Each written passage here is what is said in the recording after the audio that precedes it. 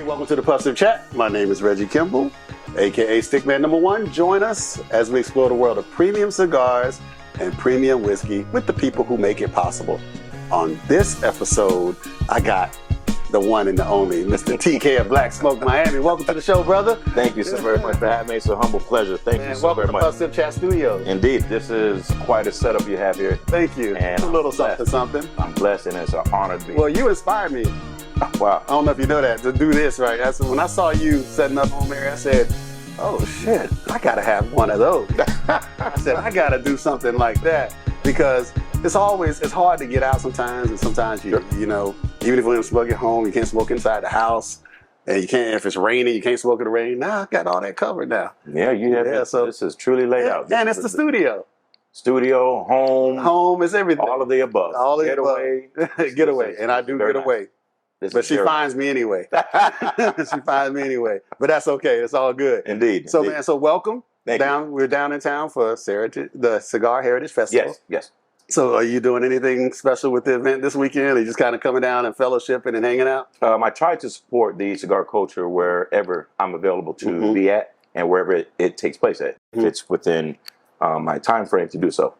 And I've been been asked by the GTG organization to be a guest speaker on the cigar education component. Oh, that's awesome. So I'll be taking care of that this weekend. Okay. And just to receive that phone call, to be in that conversation is a blessing. That's right. So I believe in nothing but blessings. And just to even be in that thought process, hey, who can we get to do a cigar education 101? I was like, absolutely.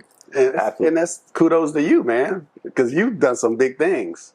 We have done some big things. We have done some big things. And yeah, everybody's on the grind, everybody's working hard, and everybody's doing it for the culture and for the love of the culture, which is very cool, in my opinion. And we're going to talk about Black Smoke in a minute, but... you wearing that. So, but you and I first met, I don't know if you remember this, down in, up in Atlanta. We were at Stanley's Cigar Lounge. It was one of Cigar Mike's events a couple of years ago. They were having an event. I can't remember. It might have been Atlanta Cigar Experience, and that's where we first got one and only. That's right. And you know, we hit it off and said, let's do something one day. And here we are a couple of years later. We finally get it done. But in that time, we actually learned that my father, Sherwood DeVos, and who lives in Miami Gardens. Legend. And he's the man that he's pretty influential. I will say that. He I is. don't brag about him, talking about him, but I have a lot to live up to with him because he's very accomplished. Let's just say that. He is. But he's the one that turned me on to this, right? He's the one that, and he put this in my hand in my early 20s, and I said, "Man, get that out of my face! I ain't gonna do that." And I said, "Now look at me now." So, man, tell people who TK is. Introduce yourself. I'll just shut up and let you talk for a second. TK. Hi. I'm a cigar smoker. First and foremost, that's right. I'm a person who enjoys cigars, and I'm a person who truly enjoys when we, as people of color, come together. And the world of cigars has provided a platform for us to do so. Before, it was the barbershop. That's right. Now, it's the cigar shop. Now, it's the cigar shop owned by people of color. Now, it's a cigar shop owned by women. Cigar shop owned by minorities. Now, it's a cigar shop owned by veterans. And all people of color. That's right. So within the last 20 years, this mega boom that's taken place in the cigar culture, I'm just happy that the Lord had blessed me to say, you know what, this is the lane I'm going to put you in. This is what you're going to do. I want you to run with it. And here we are. There you are. And then you sat around smoking cigars one day and you said, I want to do Black Smoke Miami. Black Smoke Miami. How did that come about? Interesting. I'm not going to mention the manufacturer's name, but I was at a cigar lounge, and the manufacturer was sitting right next to me, just like you are. And he asked me, he said, TK, can I ask you a personal question? I said, sure. He said, when did black people start smoking cigars? What? And at first, I was insulted. Yes. At first. Yes. But then I said to myself, wait a minute. That's a good question. When did black people start smoking cigars? Because in the 80s, we didn't have our dads and our moms and owning cigar shops. We didn't have that. No, we didn't. In the 90s, we didn't have, hey, my uncle owns a cigar shop, or there's this podcast that we can go and be on. It didn't exist. So I started thinking about what year did it really take off for us? When did the doors open for us? I remember Cigar Mike, legendary Cigar Mike. Cheers to you, brother. IPCPR. They call it PCA now. But IPCPR, 2015, you can count how many of us were on the trade floor. You can count us. I mean, like 5, and that was it. That's right. Now, all blessings, we flood the situation. We're here now. So that question that manufacturer did ask, and my experience at IPCPR, I said, you know, we don't have a footprint. Mm-hmm. So when did we start smoking cigars? I really thought about that question. I said, well, we are here, we're there, but how can we come together collectively to let the world know that we are here? And at that time, there was no cigar weeks. Mm-hmm. There was no cigar festival that showcased people of color. Mm-hmm. I reached out to a few other manufacturers and said, hey, would you be interested in doing a festival to showcase blacks? Mm-hmm. We'll get back to you. We're going to talk about it in a meeting. Mm-hmm. Translation? No. Yeah. Not a problem. You don't want me at your table? I'm going to go build my own house. Okay. 2017, Ray and I, we launched Black Smoke Miami. I've talked to a few people about it, and they wanted me to change the name. Mm-hmm. They wanted me to use the word noir. Mm-hmm. They wanted me... 2016 to launch in 2017. Okay. And the word black just wasn't accepted. Mm-hmm. It just, no, call it something else. Mm-hmm. I'm like, why are you running away from this word black? Mm-hmm. What are you so scared of? Mm-hmm. Now, see, you're getting to something now, because I was going to ask you this question, you know, because it is, in some circles, I've heard it be a little bit polarizing, where some people are like, why is it Black Smoke Miami? What? Keep going now. Because it's Black Smoke. Okay. Unapologetically, it's Black Smoke. It's no different than that Cuban restaurant, that Asian restaurant, that they have no problem blasting or showcasing their culture. Why is it that I can't do the same? See, you just cut me deep, because I've been saying that amongst friends and family, and this is not, what I'm about to say is not profound. We might have to get you a new light of that, but what I'm about to say is not profound. There's a lot of other people that said it, but about our culture, we are probably the only culture in this country that gets knocked when we try to celebrate our culture. Yes. The Irish, the Italians, the Asians, the blacks, the Latinos, everyone is all, ooh, great, that's awesome. But when blacks do it, it does, it's received differently and I think we know why, but it's unfortunate. And you just hit on the nail on the head that we shouldn't run away from it. Right.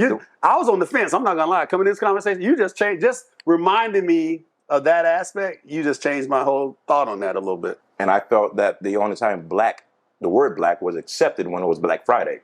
They have no problem calling it Black Friday. So now there's a question mark over their head. So now what is stopping me from using this word black? That's right. Absolutely nothing. I love my skin. Yeah. Nothing you can do a damn thing about it. And what people don't realize is that when you do something like that, you're not disrespecting other cultures by saying that. Because I don't feel disrespected when other cultures celebrate what they do. At all. I think it's a beautiful thing. So hopefully y'all think what we do is a beautiful thing as well. And it has to be showcased. At that time, 2016, 2015, hell, 2014, there were black lounges. But who was showcasing them? There were black cigar smokers. But who was going to say, hey, can I interview you? Can we feature you? You're not knocking on our door. Why is that the case? I got tired of asking that question. And when you get tired of asking the question, you do. You execute. You get it done. That's right. It is what it is. I'm not changing the name. I own the trademark. It is what it is. It's going to stay there. And the manufacturers in this industry that we enjoy so much said, wait a minute. The black community is a huge consumer component. Massive dollars. So now I started getting the phone calls. Hey, can we partner with you at Black Smoke Miami? You are bringing a collective. It got to the point where Black Smoke reached 6,000 in numbers. 6,000 at one festival. Wow. Was that the most recent one, or? It balanced out right now to about 3,000. About 3,000, okay. That was 2018. So right before COVID hit. I'm sure COVID impacted it pretty greatly. Right before COVID. Yeah. And the manufacturers were sitting there saying like, hey, wait a minute. Hold on. You're on to something. Well, I know I'm on to something. I've been trying to tell you what's been going on here. Mm-hmm. That's okay. Not everyone believes until you do something. And that's what makes history. That's what makes us who we are. We are always creating, whether we are at their table or not. And that's one thing I don't want us to do, is to put a priority in your mind to say, I want to sit at their table. I need to do this to impress them. Build your own table. Build your own house. Yes. That's called the neighborhood. Mm-hmm.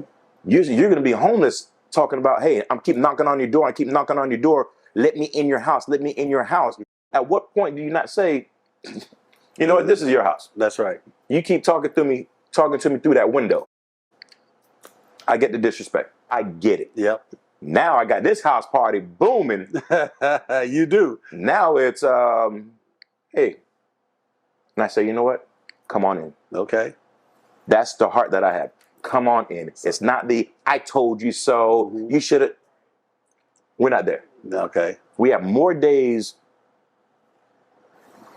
behind us than we do in front of us. That's right. We have to be, because right now, every single person in this room, every single person that we encounter to this day, right now, in the black cigar culture, you know, we are the ground level. That's right. We are the ground level. We are. We are the first generation to do this. Mm-hmm. You, me, you. We are the first generation. Because who was doing it before us in 2010, in 2009, in 2008, in 1998? So if you really think about what we're doing, this is serious. This is impactful. Yes. We are the first generation. Case in point, Carlito Fuerte. He's now, what, third generation? AJ Fernandez, going on third generation? That's right.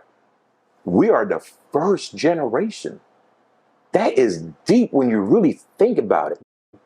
The social media posts, that's cool and all, but if we were to sit down and just really think, what have we done?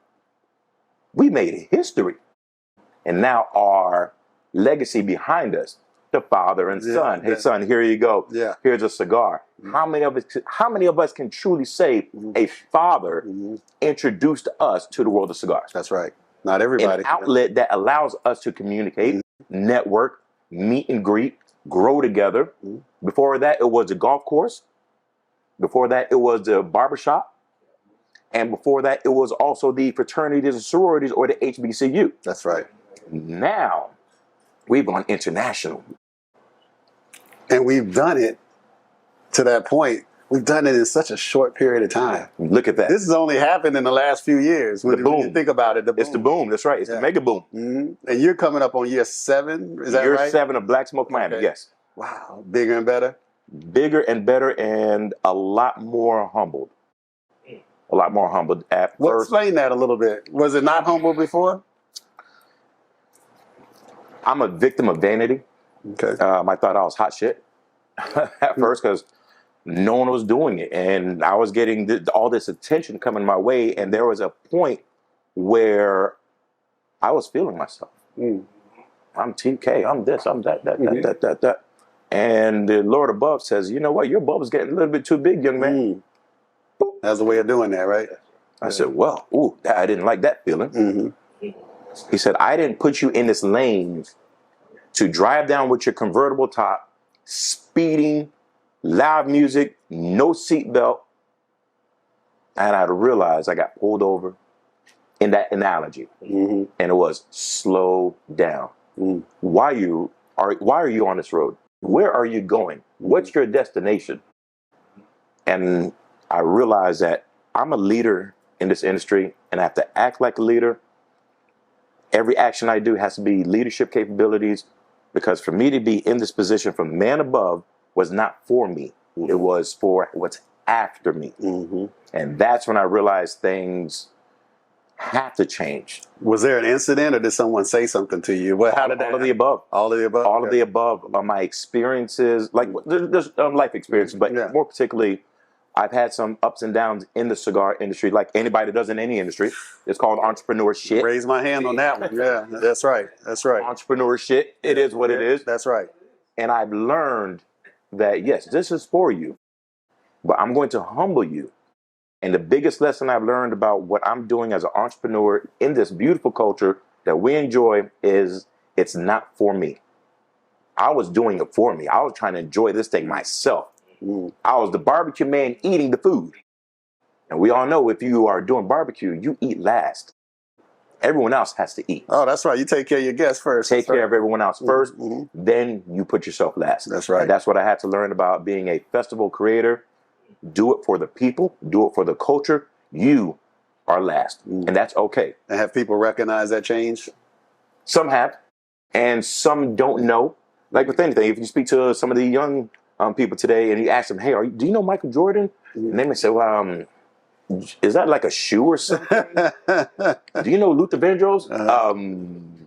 A what? Yeah. It's okay. It's okay. And it's not for me to want everyone to know that's TK. He's a trendsetter, or he was a part of this foundation. That has no value. Okay. Has no value whatsoever.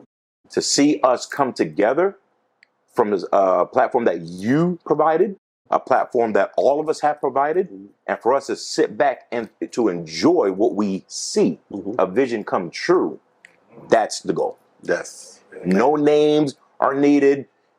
Just to see us come together and grow, build, and provide another opportunity to do economical impact and provide another plate on our table that we could pay our bills with. That's right. Because this is a business. This is a business. That's beautiful, man. And so Black Smoke Miami, you have, congratulations, by the way. Just first of all, just congratulations on the success. And when you think about all the cigar weeks that are across the country right now, and you got Black Smoke Miami, it's not even called a cigar week. It's just Black Smoke Miami. You know, how do you feel about where you fit in all of that? Black Smoke Miami is, they call it the granddaddy. What makes Black Smoke Miami different is Black Smoke Miami is the platform that provides recognition in the industry. I see the awards that you awards. At what point were we ever going to receive a recognition or an award? Cigar of the Year, Cigar Lounge of the Year. At what point was someone going to knock on our table and say, we'd like to feature you. We'd like to recognize your cigar lounge because you are doing a great thing. Those knocks never came. And I realized after the first year of Black Smoke, how many people were coming in there introducing themselves. Hey, I own this lounge. Hey, I own this shirt product. Hey, I own this cigar. And I'm saying to myself, why is that we read these articles or these news, whatever's coming out on social media, Cigar of the Year, feature Cigar Lounge. I'm like, where are we at? Where are we at in that? We got cigars. Yeah, well, I just had Desiree on here. We were talking about right. We're kind of lost in the shuffle quite often. That's right, Drunk Chicken. Legendary. Yeah. Drunk Chicken. And that's a double minority. Triple minority. That's right. That's right. Now, she will be featured on Black Smoke Magazine. And that's a whole nother situation. That's dope. Okay. That's dope. I launched the magazine. I remember that. We were talking about that last time we met. Yeah. Where was our magazine? Why were we not featured on the cover? Translation, hey, can you feature this person? Hey, can we do this? We'll get back to you. We'll see what we can do. Translation, no. It is what it is. I went and learned how to do a magazine, published it, physical print, and the first cover was featured LSF. Yes. The Christine Morgan. Oh, I remember that. That was a great photo, too. I remember that. Yeah. So now we have an additional platform. And for anyone to say, well, you are segregating the industry, and that was the narrative, that TK segregated I've heard industry. that. I'll be honest, I've heard that. That's why I was going to ask about it. But I think what you said, you nailed it, because it's true. We should be able to celebrate our own culture. Why not? And quite a, I still consider myself a relative young cigar smoker in terms of the grand scheme of things. Because I started smoking about 20 years ago, but I would say it's only been about the last 7-8 years. I felt like I got serious about it. You know what I mean? I got serious and started learning it. And so when you think about that, it's kind of, you kind of say, all the stuff that goes into that, all, you know, now you're going into I forgot what I was going to say, but when you go into Black Smoke Miami and you bring all that together, Yes. it kind of, it's a special thing that our community is so involved in, can benefit from. And I am happy to see that there's a cigar week over here. There's a cigar week over there. People have asked me, hey, TK, are you upset? Are you mad that someone has done a duplication of what you... I say, wait, duplication? That's not the word I use. You mean expansion. That's what it is. That's right. We have expanded nationwide, if not internationally now. How can we not celebrate that? That's right. So with the other cigar weeks or festivals or events that are going on, I give kudos to all of them. Do you make it out to some of them as well? I try to. If the schedule permits. Some of the weeks happen to be back to back or maybe a month after each other. And with my schedule, with my own events going on, with my filming schedule, I try. I try to make them to the things that are possible for me to attend. Okay. Well, I'm embarrassed to say that I've never been to Black Smoke Miami, but I'm going this year. I was just telling you, that I will be there this year. There's no excuse. You're only 3.5 hours down the road. Right down I got to get there. You're right down the street. With your daddy. Come on. That's right. Exactly. He keeps bugging me about trying to take money from me on the golf course. So I got to come down there anyway. But yeah, no, I think it's awesome, brother. Thank you. So don't stop. Keep doing what you're doing. I'm here to admit that I was one of those people that was on the fence when I first heard the name Black Smoke Miami. But after I met you, just a few minutes that we did chat, I was like, okay, this is a good brother. I could tell when we had a good conversation. But now having this conversation, this level of conversation, I'm a believer now. You converted me to I was on that fence, and now you don't push me on the fence on the other side. Because I've always, again, like I said earlier, I've always hated it when we couldn't celebrate our culture and got knocked for celebrating our culture. So I think it's a good thing. So how many days is Black Smoke Miami? Well, Ray was trying to do 6, and I said, no, we're going to do 5. Black Smoke is a 5-day cigar festival that kicks off normally on a Wednesday and extends all the way to Sunday. That's better. That's better. I love all. First of all, I'm a big supporter of all the cigar weeks. I love them all. I haven't been to all, but I'm trying. My goal is to eventually get to every one. Yeah, trying to, because there's a lot now. Yes, there's a lot. I want to support the culture and get to all of them.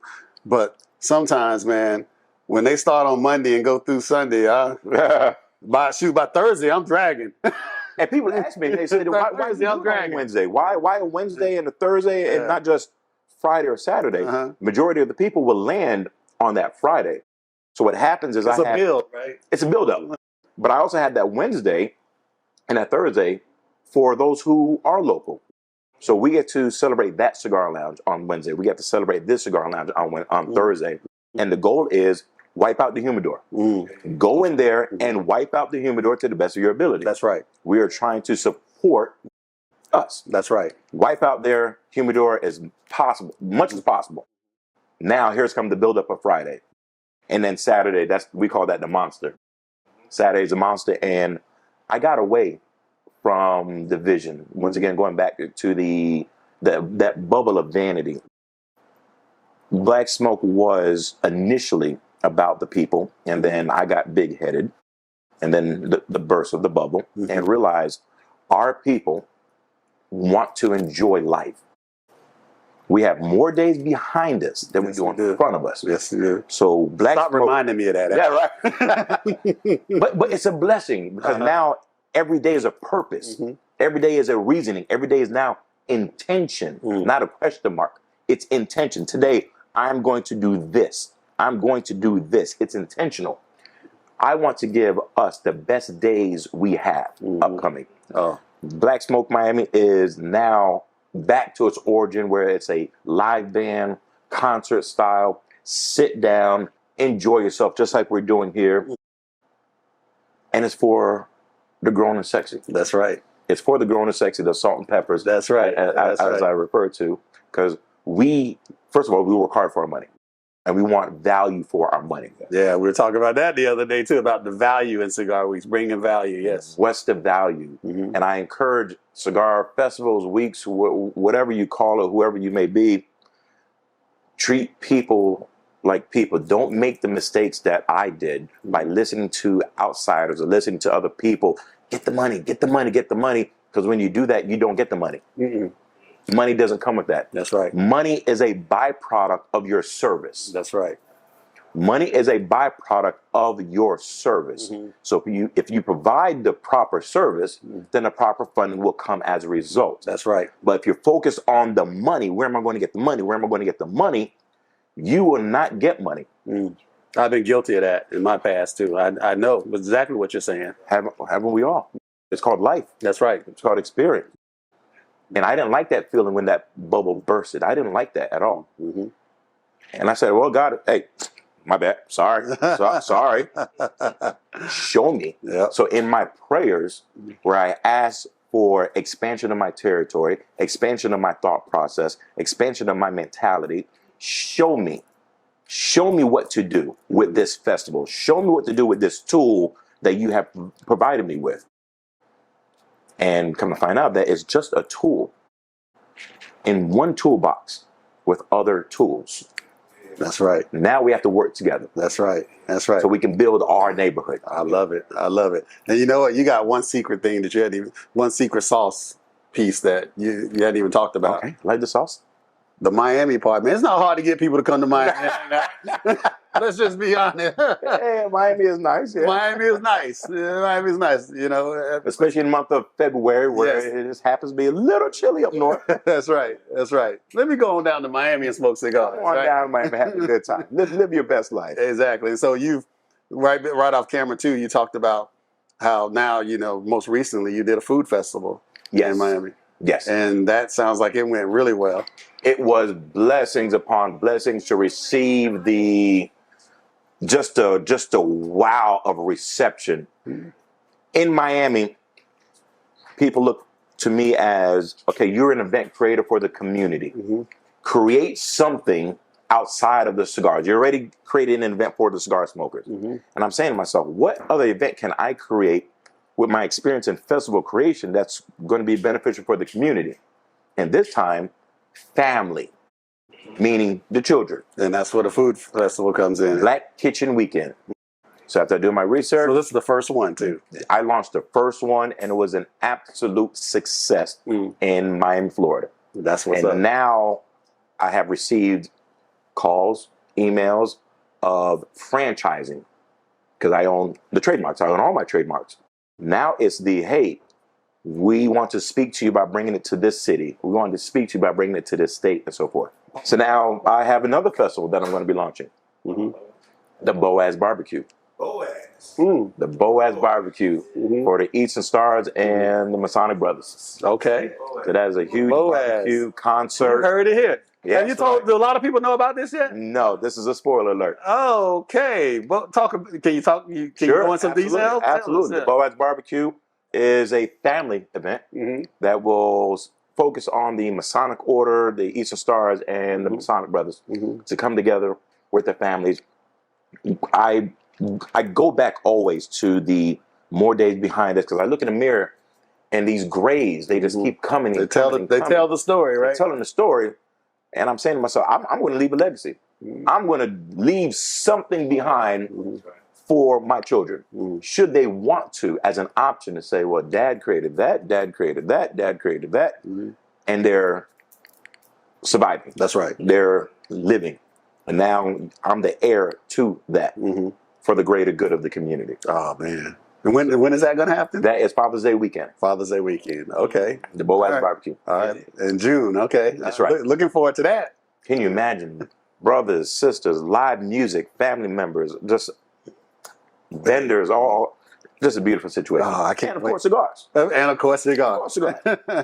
Wow. Well, man, keep doing what you're doing, because you got some big things happening. Blessings. And Thank so now that you've been on the show, you are officially a Puff Sip Chat family member. Indeed, indeed, and you got me drinking. What do we have here? Yeah, so we are drinking the Maker's Mark Puff Sip Chat, Sprayberry Bottle Shop collaboration called Cigar Sunrise. It's Maker's Mark. We did a private barrel with them, barrel selection. Did about 250 bottles. Sold out already. It was only available in Atlanta, Sprayberry Bottle Shop. They knocked it out the park.